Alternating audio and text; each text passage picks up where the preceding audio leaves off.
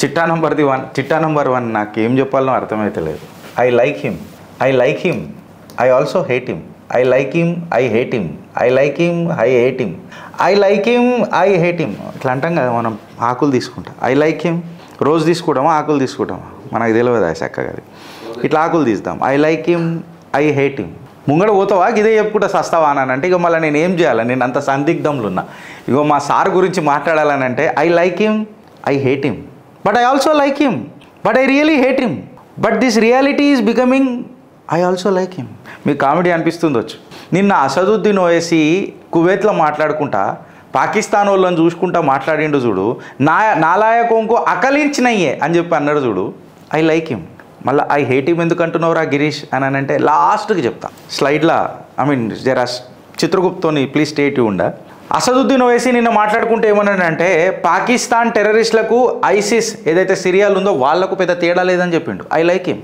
నీ బొందా మళ్ళీ I hate him అని ఎందుకు అంటున్నావురా భయ్ అని చెప్పి కొంతమంది వాళ్ళు ఉంటారు కదా. నేను అన్న లాస్ట్కి చెప్తానన్న, జర వెయిట్ చేయండి. ఇలా టెర్రరిస్ట్ ఆర్గనైజేషన్స్ ఏవైతే జస్టిఫై చేసినాయో పాల్గామ్ అటాక్లా ఇన్నోసెంట్ పీపుల్ని అటాక్ చేసి, అసదుద్దీన్ ఓవైసీ కొంచెం ఖురానిక్ వర్సెస్ తీసుకొని ఆయన చెప్పిండు ఇది తప్పు, ఖురాన్ ఇది పర్మిట్ చేయదు అని చెప్పిండు. ఆయన ఏం చెప్పిండంటే ఇస్లాం దీన్ని తీవ్రంగా ఖండిస్తుంది, మన ఇన్నోసెంట్ ఎవరైతే ఉంటారో అమాయకులు ఎవరైతే ఉంటారో వాళ్ళని సంపుడు అనేది మానవతా దృక్పథం కాదు, అండ్ మోరోవర్ ఇది ఇస్లాం కూడా ఒప్పుకోదు, ఇది ఇస్లాం ఖండిస్తుంది అని చెప్పిండు. ఆయన versus 32 and to that matter 33 ఏదో ఈ వర్సెస్ని తీసుకొని కోట్ చేసుకుంటూ ఆయన చెప్పిండు. దాని మీద పలు అనలిస్టులు దీని మీద మాట్లాడినారు. నేను డీటెయిల్గా పోదలుచుకోలే, but at the end of the day crux is more important to me, because ఆయన ఏం మాట్లాడిండు అనే దానికంటే ఇంపార్టెంట్ భారత్కి మద్దతు తెలిపిండు అనేది నా స్వార్థం.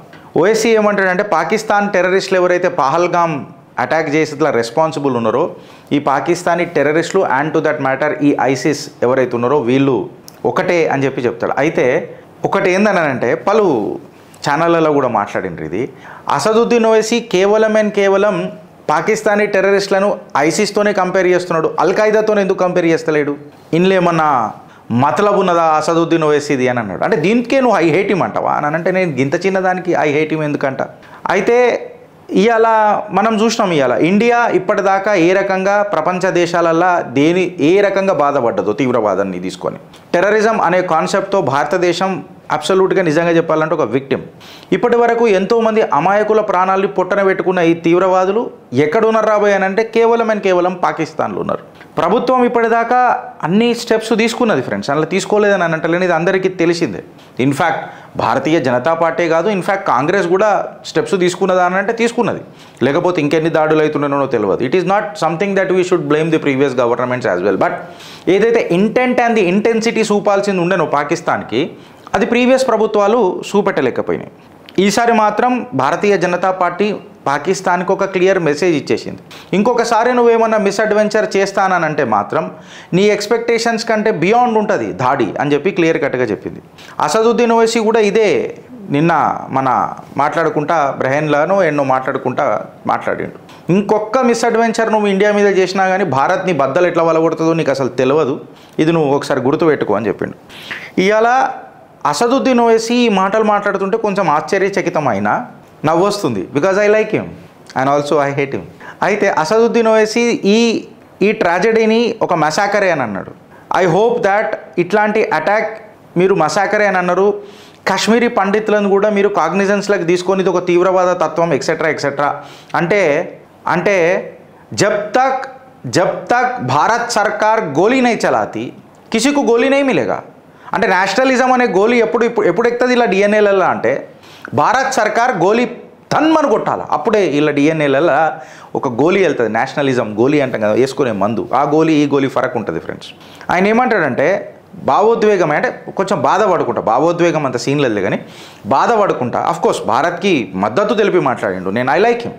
ఆయన ఏమంటాడంటే 6 రోజుల క్రితం పెళ్ళైన 2 దంపతులు ఇవాళ ఆమె విధవరాలు అయిపోయింది, 7వ రోజు ఆమె ఒక విడో అయిపోయింది. ఇది ఎంత దురదృష్టం, ఎంత పెద్ద దుర్ఘటన ఇది అని చెప్పింది. 6 నెలల క్రితం పెళ్ళైన వాళ్ళు 7వ నెలలో ఇవాళ అలా భర్తను పోగొట్టుకున్నారు. ఇన్ఫ్యాక్ట్ ఆయన బహ్రెయిన్ గవర్నమెంట్ని రిక్వెస్ట్ చేసిండు, FATF శాంక్షన్స్ ఏవైతే ఉంటాయో పాకిస్తాన్ మీద ఉక్కుపాదంతో తొక్కాలా, వీళ్ళను ఒక తీవ్రవాద దేశం లెక్క మనం దీన్ని డిఫైన్ చేయాలా అని చెప్పి మాట్లాడాడు. అసదుద్దీన్ ఓవైసీ కువైత్లో పోయి కూడా మాట్లాడాడు. ఏంటంటే పాకిస్తాన్ ఆర్మీ 2019లా ఒక డ్రిల్ చైనాతో జరుగుతుంటే గా ఫోటో పెట్టిండ్రు క్లెయిమింగ్ విక్టరీ ఓవర్ ఇండియా అని. ఈ नालायकों को अकल ही नहीं है అని చెప్పిండు. నకల్ करने को भी अकल चाहिए అని చెప్పిండు. और इनके पास अकल भी नहीं है అని చెప్పిండు. ఇన్ఫ్యాక్ట్ చెప్పాలంటే ఈ नालायकों को अकल ही नहीं है అని అన్నాడు. ఈ మాట నాకు బాగా ఐ లైక్ హిమ్ అని చెప్పి నాకు వచ్చింది. నిజంగా చెప్పాలనంటే ఆట ఆడిండు. బట్ గిరీష్ ఇంత చెప్తున్నావు, ఐ లైక్ హిమ్ అని అంటున్నావు, ఐ లైక్ హిమ్ అని అంటున్నావు, but at the same time I hate him అని అంటున్నావు. ఎన్నిసార్లు లైక్ హిమ్ అంటున్నావో అన్నిసార్లు ఐ హేట్ హిమ్ అంటున్నావు. ఎందుకు అని అంటే తకియా అని అంటారు ఇస్లాంలా.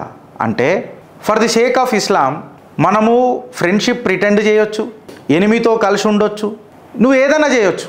అంటే కేవలం అప్పుడు నీ బతుకు తెరువు కోసం నువ్వు ఏమన్నా చేయొచ్చు. దాన్నే తకియా అని అంటారు. ఇది వాస్తవమా కాదా? మళ్ళీ దీన్ని బియాండ్ ఇవాళ అసదుద్దీన్ ఓవైసీ ఆలోచిస్తే నేను పాదాభివందనం చేస్తా అసదుద్దీన్ ఓవైసీకి. బట్ ఇది ఇట్లా పెట్టుకొని ఎవరైనా మనసులో మాట్లాడుతున్నారు అని అంటే సీరియస్గా అంటే ఇవాళ రేపు ఎవరిని నమ్మాలనో ఎవరిని నమ్మొద్దు అనేది భయం వేస్తుంది. జ్యోతి మల్హోత్రా టైప్ ఆఫ్ కేసు చూసిన తర్వాత.